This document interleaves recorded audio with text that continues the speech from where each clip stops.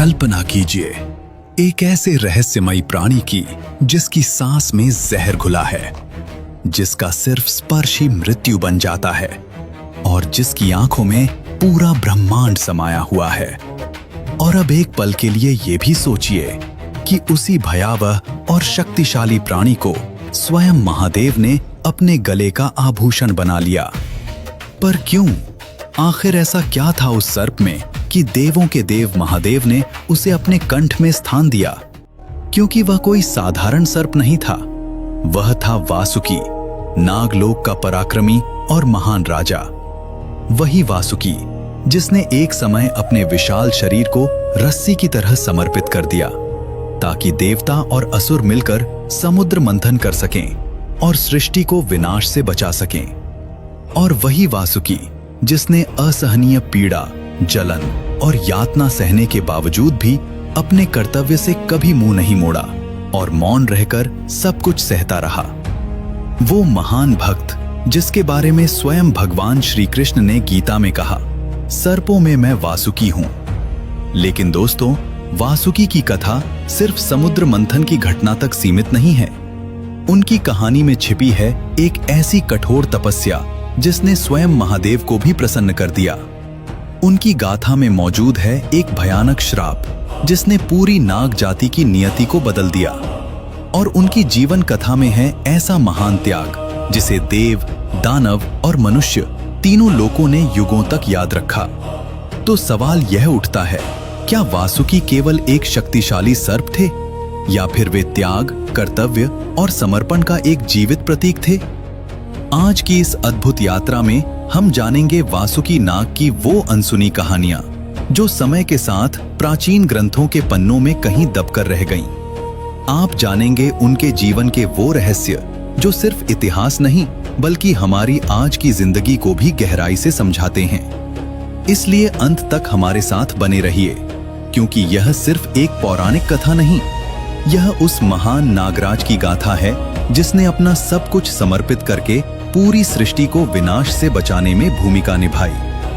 तो चलिए शुरुआत करते हैं और सबसे पहले समझते हैं आखिर नागों के राजा वासुकी थे कौन। हमारे प्राचीन ग्रंथों में, विशेषकर महाभारत, विष्णु पुराण, शिव पुराण और भागवत पुराण में वासुकी का नाम अत्यंत सम्मान और श्रद्धा के साथ लिया गया है। कथाओं के अनुसार वासुकी महर्षि कश्यप और माता कद्रु के पुत्र थे। माता कद्रु को सर्पों की जननी कहा जाता है क्योंकि उनके गर्भ से हजारों नागों का जन्म हुआ था। इन्हीं नागों में शेषनाग, वासुकी, तक्षक, करकोटक, पद्म और अनेक शक्तिशाली सर्प शामिल थे। लेकिन इन सब के बीच वासुकी की पहचान कुछ अलग ही थी। आपने शेषनाग का नाम तो अवश्य सुना होगा। वही शेषनाग जिनके ऊपर भगवान विष्णु शयन करते हैं और जिनके फनों पर पूरी पृथ्वी के संतुलन की कल्पना की जाती है। शेषनाग सबसे बड़े और ज्येष्ठ थे, लेकिन वासुकी को नागों का राजा नागराज माना गया। और आश्चर्य की बात यह है कि जो महान कार्य वासुकी ने किया वो ना शेषनाग ने किया और ना ही किसी अन्य नाग ने। उनका हर फन एक दिशा और एक विशेष शक्ति का प्रतीक माना जाता था। कहते हैं उनकी आंखों में एक अनोखा तेज और सम्मोहन था। जो भी उनकी आंखों में देखता उसे अपनी गलतियां स्वयं याद आ जाती थीं। इसी कारण वासुकी को न्यायप्रिय राजा भी कहा गया। वो ना तो कमजोरों पर अत्याचार होने देते थे और ना ही शक्तिशाली से कभी भयभीत होते थे। लेकिन उनकी सबसे बड़ी पहचान केवल उनकी शक्ति नहीं थी, बल्कि उनकी अटूट भक्ति थी। वासुकी नागलोक के राजा थे। नागलोक अर्थात पाताल लोक का वो दिव्य भाग जहां सर्पों का विशाल साम्राज्य माना जाता है। कथाओं के अनुसार वहां रत्नों और मणियों से बने भव्य महल थे, जहां नाग कन्याएं नृत्य करती थीं और ज्ञान की धारा प्रवाहित होती थी। और उसी अद्भुत संसार में वासुकी न्याय, संतुलन और प्रेम के साथ शासन करते थे। उनके दरबार में किसी प्रकार का भेदभाव नहीं था। चाहे कोई छोटा नाग हो या महान योद्धा नाग, सबको समान न्याय मिलता था। और शायद यही कारण था कि वासुकी को केवल एक राजा नहीं बल्कि एक आदर्श शासक के रूप में याद किया जाता है। यही था वासुकी का धर्म, न्याय, संतुलन और समर्पण। लेकिन दोस्तों, वासुकी की असली कहानी तो अब शुरू होती है। वो कहानी जिसने एक साधारण नागराज को महादेव का प्रिय बना दिया। ये शुरुआत होती है एक अद्भुत तपस्या से, एक ऐसी तपस्या जिसने स्वयं भगवान शिव को प्रकट होने पर मजबूर कर दिया। बहुत प्राचीन समय की बात है, जब नागलोक अभी अभी बसना शुरू हुआ था और वासुकी अभी युवा थे। उसी समय वासुकी ने पहली बार महादेव की महिमा सुनी, उन शिव की जो तीनों लोकों के स्वामी हैं, जो भस्म को अपना आभूषण बनाते हैं, जो श्मशान में निवास करते हैं और जिन्हें मृत्यु भी भयभीत नहीं कर सकती। इन कथाओं को सुनते सुनते वासुकी के हृदय में एक गहरी इच्छा जाग उठी। उन्होंने मन ही मन प्रण किया, मैं अपना जीवन इन्हीं महादेव की सेवा में समर्पित कर दूंगा। और बस उसी क्षण से वासुकी ने कठोर तपस्या का मार्ग चुन लिया। वे हिमालय की एक निर्जन गुफा में जाकर बैठ गए। धीरे धीरे उन्होंने भोजन त्याग दिया, फिर जल भी त्याग दिया। दिन बीतते गए, फिर महीने बीत गए और देखते ही देखते कई वर्ष गुजर गए। कभी भयंकर तूफान आए, कभी बर्फ की मोटी चादर धरती पर जम गई, कभी धरती कांपी तो कभी जंगलों में आग की लपटें उठी। लेकिन वासुकी अडिग बैठे रहे। उनके शरीर पर दीमकें चढ़ गईं, उनके चारों ओर जंगल की आग भड़क उठी, फिर भी उनका ध्यान नहीं टूटा। उनके होठों पर बस एक ही मंत्र था, ओम नमः शिवाय, ओम नमः शिवाय, ओम नमः शिवाय। और फिर एक दिन वो क्षण आया जिसने सब कुछ बदल दिया। अचानक धरती कांप उठी, आकाश में गर्जना होने लगी।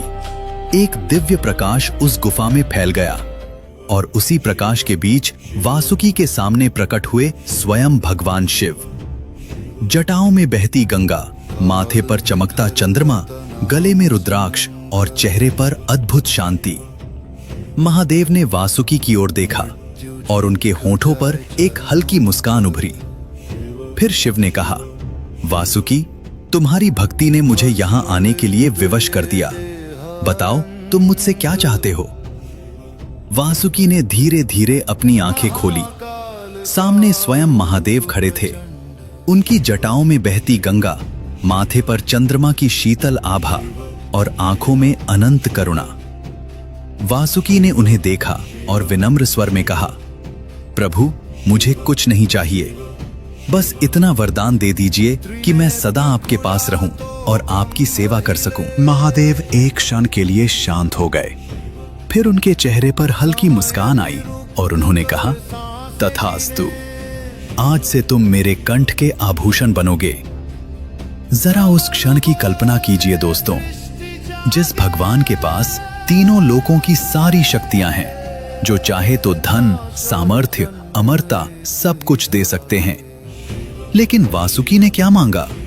न धन, न शक्ति, न अमरता। उन्होंने मांगा तो बस सेवा का अधिकार।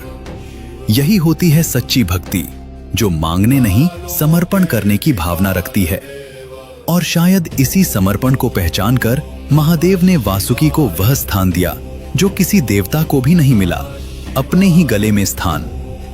आज भी जब आप भगवान शिव की किसी मूर्ति या चित्र को देखते हैं, उनके कंठ में जो नाग लिपटा दिखाई देता है, वह कोई और नहीं, नागराज वासुकी ही हैं। लेकिन दोस्तों, वासुकी की कथा यहीं समाप्त नहीं होती। अब आने वाला था वह समय जो उनके जीवन की सबसे बड़ी परीक्षा बनने वाला था। एक ऐसा दिन जब उनकी स्वयं की जान दांव पर लगने वाली थी। एक ऐसा निर्णय जिसका दर्द शायद मृत्यु से भी अधिक भयानक था। यह घटना है त्रेता युग की। देवताओं और असुरों के बीच युद्ध तो सृष्टि की शुरुआत से ही चलता आया था। कभी देवता विजयी होते तो कभी असुरों का पल्लड़ा भारी पड़ जाता। लेकिन एक बार कुछ ऐसा हुआ जिसने देवताओं की पूरी शक्ति ही छीन ली। एक दिन देवताओं को महर्षि दुर्वासा का भयंकर श्राप मिला। उस श्राप के प्रभाव से उनकी दिव्य शक्तियां क्षीण हो गईं। देवताओं के राजा इंद्र अपना सिंहासन तक खो बैठे। और धीरे धीरे स्वर्ग लोक पर असुरों का अधिकार हो गया। हार चुके देवता घबराकर भगवान विष्णु के पास सहायता मांगने पहुंचे। विष्णु जी ने उन्हें शांत किया और कहा, घबराओ मत, क्षीर सागर का मंथन करो। उस मंथन से अमृत निकलेगा। उस अमृत को पीकर तुम पुनः अमर और शक्तिशाली हो जाओगे। फिर कोई असुर तुम्हें पराजित नहीं कर पाएगा। लेकिन समुद्र मंथन करना इतना आसान नहीं था। मंथन के लिए मंदराचल पर्वत को मथानी बनाना था और उसे घुमाने के लिए चाहिए थी एक विशाल रस्सी। कोई साधारण रस्सी नहीं, ऐसी रस्सी जो पूरे पर्वत को थाम सके, जिसमें इतनी शक्ति हो कि देवता और असुर दोनों मिलकर खींचें फिर भी वह टूटे नहीं। तभी ब्रह्मा जी ने कहा, इस काम के लिए केवल एक ही शक्ति उपयुक्त है। देवताओं ने उत्सुकता से पूछा, कौन? ब्रह्मा जी बोले, नागराज वासुकी।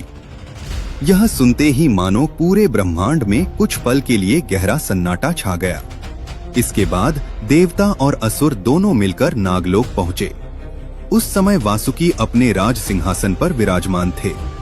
देवताओं ने हाथ जोड़ लिए, असुरों ने भी सम्मान से सिर झुका दिया। सबने एक स्वर में कहा, हे नागराज, हमें आपकी सहायता चाहिए, समुद्र मंथन के लिए और सृष्टि की रक्षा के लिए। वासुकी शांत भाव से सब सुनते रहे।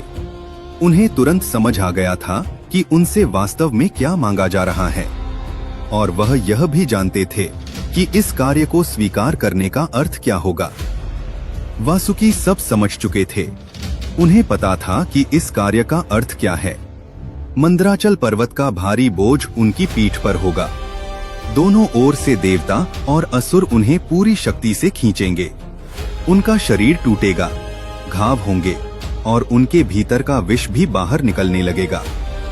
कुछ क्षणों तक वासुकी मौन बैठे रहे, मानो भीतर ही भीतर सब सोच रहे हों। फिर उन्होंने शांत स्वर में कहा, यदि इससे सृष्टि का कल्याण होगा तो मैं तैयार हूं। बस उसी क्षण से समुद्र मंथन की तैयारी शुरू हो गई। विशाल मंदराचल पर्वत को क्षीर सागर के मध्य स्थापित किया गया और वासुकी ने अपने विशाल शरीर को उस पर्वत के चारों ओर लपेट लिया। एक ओर देवता खड़े हो गए और दूसरी ओर असुर। फिर शुरू हुआ समुद्र मंथन। 1, 2, 3। जैसे ही पर्वत घूमना शुरू हुआ, पूरा समुद्र लहरों से उफान मारने लगा। लेकिन उसी के साथ शुरू हो गया वासुकी का असहनीय दर्द। मंदराचल का विशाल भार उनकी रीढ़ पर था। दोनों ओर से लगातार खींचे जाने से उनका शरीर कसता जा रहा था। उनकी त्वचा जगह जगह से छिलने लगी, घाव बनने लगे। लेकिन फिर भी वासुकी के मुख से एक शब्द भी नहीं निकला। वो चुपचाप सब सहते रहे। उधर भगवान विष्णु ने एक चतुर योजना बनाई थी। उन्होंने देवताओं से धीरे से कहा, तुम सब वासुकी की पूंछ की ओर खड़े हो जाओ। असुरों ने तुरंत सोचा, हम तो सिर की तरफ खड़े रहेंगे। उन्हें लगा कि सिर में ही असली शक्ति होती है, इसलिए वहीं से खींचने पर वे अधिक बल लगा पाएंगे। लेकिन उन्हें ये नहीं पता था कि भगवान विष्णु की योजना कुछ और ही थी। जैसे जैसे समुद्र मंथन तेज होने लगा, वैसे वैसे वासुकी के भीतर का विष जागने लगा।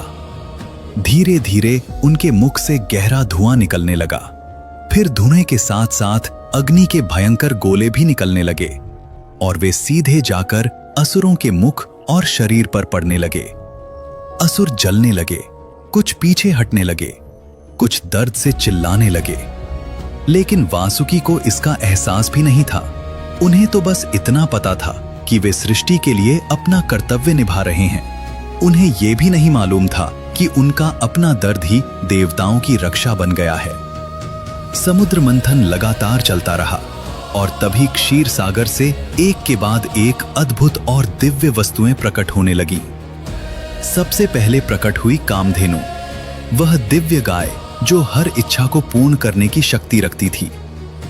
फिर निकला उच्चैश्रवा, 7 मुखों वाला अद्भुत और दिव्य घोड़ा। उसके बाद प्रकट हुआ ऐरावत, 4 दांतों वाला विशाल श्वेत हाथी जो आगे चलकर देवताओं के राजा इंद्र का वाहन बना।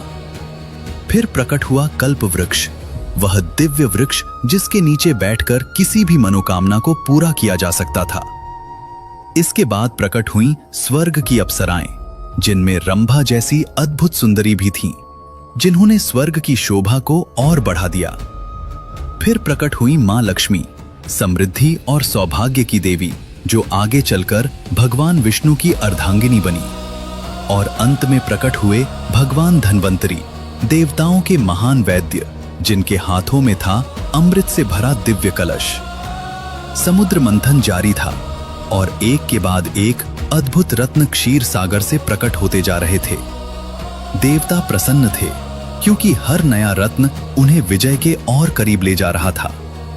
लेकिन तभी समुद्र की गहराई से कुछ और प्रकट होने लगा, कुछ ऐसा जिसे देखकर देवता और असुर दोनों के चेहरे का रंग उड़ गया। अचानक समुद्र का पानी काला पड़ने लगा, हवा में एक अजीब और भयानक गंध फैल गई, ऐसी गंध जो नाक और फेफड़ों को जलाकर रख दे। पानी उबलने लगा, चारों ओर के पेड़ सूखने लगे, आकाश में उड़ते पक्षी एक एक करके नीचे गिरने लगे। और तभी क्षीर सागर से बाहर निकला हलाहल, कालकूट महाविष, ऐसा विष जो अगर फैल जाता तो पूरी सृष्टि एक ही क्षण में नष्ट हो सकती थी। ये दृश्य देखकर देवताओं के चेहरे पर भय छा गया, असुर भी घबरा उठे, सब दिशाओं में अफरा तफरी मच गई। देवता भागने लगे, असुर भी पीछे हटने लगे, स्वयं ब्रह्मा जी भी कुछ क्षणों के लिए स्तब्ध रह गए। लेकिन उस भय और अराजकता के बीच एक व्यक्ति अब भी वहीं खड़ा था, नागराज वासुकी। वह अब भी उसी मंदराचल पर्वत से लिपटे हुए थे। वे भाग भी नहीं सकते थे क्योंकि उन्होंने अपना वचन दे दिया था। हलाहल की भयानक गंध धीरे धीरे उनके चारों ओर फैलने लगी। उनका पूरा शरीर जलने लगा, मानो अग्नि में तप रहा हो। लेकिन फिर भी वासुकी अपनी जगह से एक कदम भी नहीं हिले। चारों ओर एक ही प्रश्न गूंजने लगा, इस विष को कौन रोकेगा? और उसी क्षण तीनों लोकों में एक ही नाम गूंज उठा, शिव। फिर आगे बढ़े भगवान शिव, उनके साथ थी माता पार्वती, जो इस भयानक विष को देखकर चिंतित और व्याकुल हो उठी। माता पार्वती की आंखों में चिंता साफ दिखाई दे रही थी।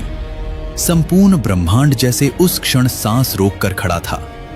भगवान शिव आगे बढ़े, उन्होंने उस भयानक हलाहल विष को अपनी हथेली में उठा लिया। देवताओं की धड़कनें थम सी गईं और अगले ही पल महादेव ने वो विष पी लिया। ये दृश्य देखकर सब स्तब्ध रह गए। तभी माता पार्वती तुरंत आगे बढ़ीं और उन्होंने शिव का कंठ पकड़ लिया ताकि वो विष उनके शरीर में नीचे ना उतर सके। वो भयंकर जहर महादेव के कंठ में ही रुक गया। धीरे धीरे उनका कंठ गहरे नीले रंग में बदलने लगा और तभी से भगवान शिव नीलकंठ कहलाए। लेकिन उस पल एक और साक्षी था जो इस दृश्य को बहुत करीब से देख रहा था, नागराज वासुकी। वो उसी समय शिव के कंठ से लिपटे हुए थे। समुद्र मंथन का दर्द तो वो पहले ही सह रहे थे, लेकिन अपने ही आराध्य को विष पीते देखना, ये पीड़ा उनसे और भी गहरी थी। वासुकी की आंखें नम हो गईं। उन्होंने महादेव के कंठ को और कसकर थाम लिया, मानो वो मौन में कह रहे हों, प्रभु मैं आपके साथ हूं, मैं हमेशा यहीं रहूंगा। महादेव ने अपनी बंद आंखों से वासुकी की उस भावना को महसूस किया और उनके होठों पर एक हल्की सी मुस्कान आ गई। लेकिन दोस्तों, समुद्र मंथन के बाद भी वासुकी की कथा समाप्त नहीं होती।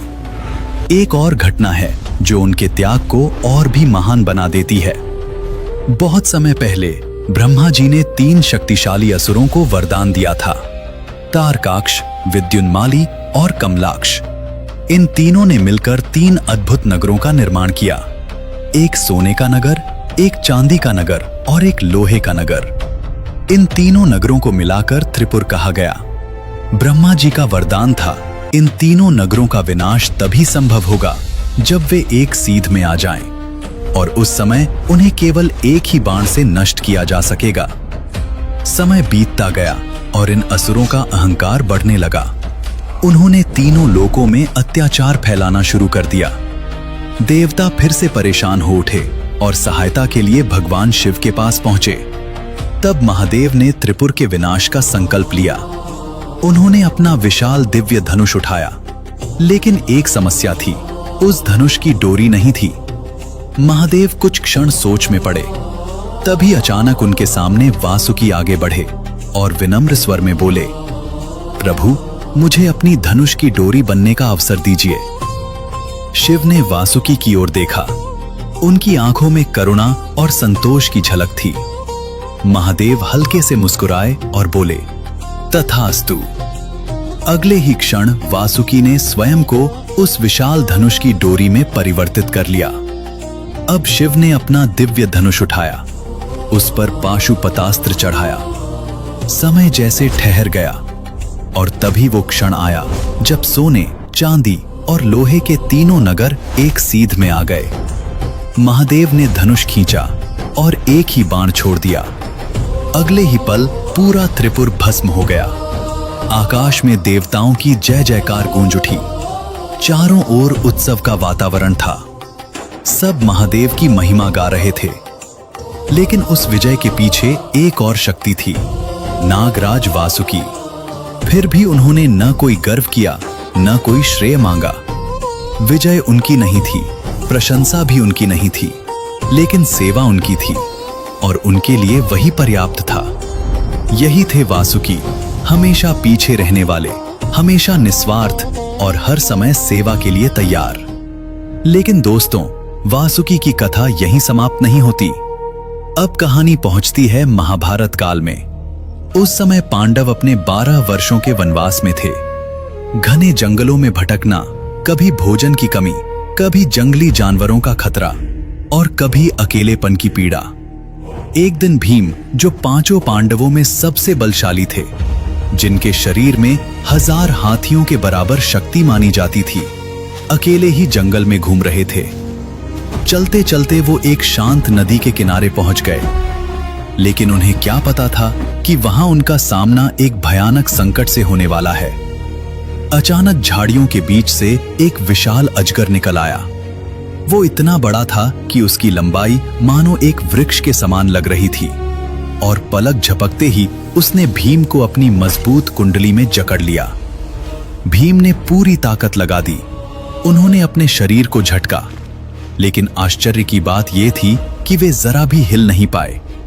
जो भीम अपनी शक्ति से पर्वतों को हिला सकते थे, आज वही भीम एक सर्प की पकड़ में पूरी तरह असहाय हो गए थे। लेकिन दोस्तों, वो कोई साधारण सर्प नहीं था। वो वास्तव में नागवंश का एक महान राजा था, जो एक भयंकर श्राप के कारण अजगर के रूप में भटकने को मजबूर था। आगे क्या हुआ, इसे जानने के लिए चैनल को सब्सक्राइब करें।